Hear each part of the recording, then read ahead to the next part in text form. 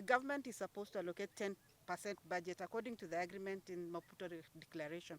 But we realize that even as they allocate 10%, 80% of that budget goes to overheads.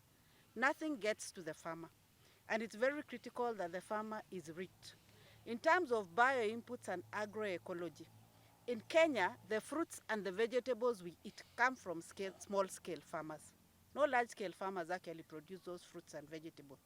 And agroecology works better with small-scale farmers.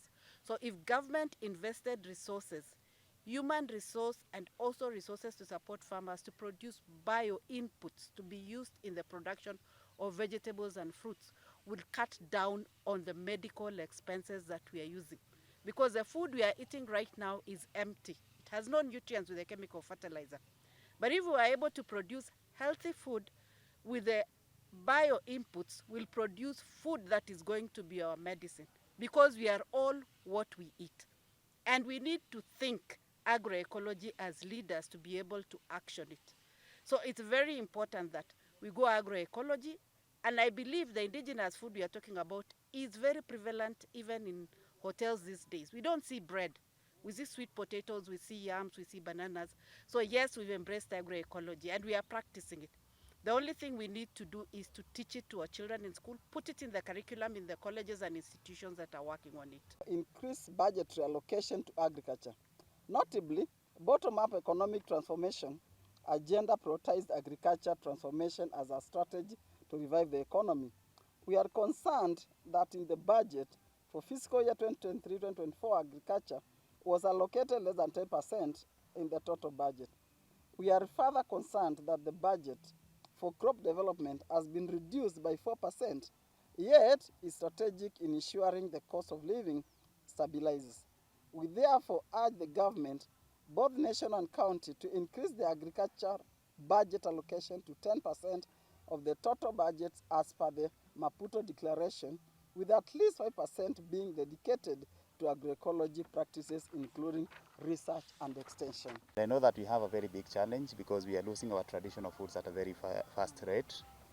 And one of the things that we need to do is to ensure that we are educating our children on the need to eat their traditional foods. Because today we are talking about the important role that youth play in agroecology, but we forget that these are the majority in the country. So when we talk about the majority, these are also the biggest, this is the biggest segment of consumers. So we need to educate our children, and then on the other side we also need to educate our youth, because they are shying away from their traditional foods.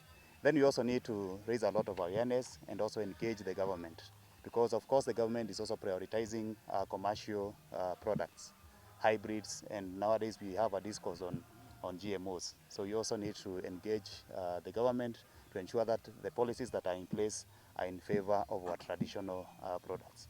Because I think it's becoming a trend and consumers are becoming more aware because also of the increasing lifestyle diseases. Nowadays when you talk, sometimes back when we were talking about cancer, it used to be a disease of the West.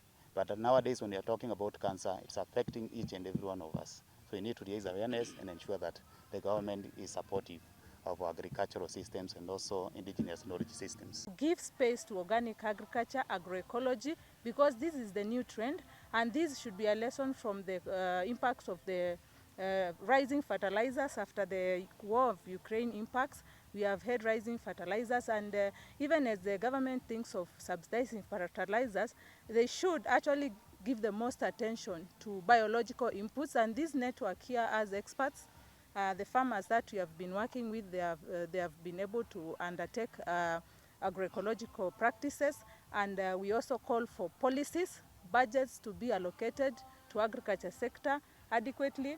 And also, as we continue taxation in the country, let us also reduce taxation for core commodities so that we have enough foods. When our populations have enough food, they are able to work and they are able to be productive and support all other sectors. So agriculture should be the #1 priority in transforming the country through the bottom-up transformation agenda.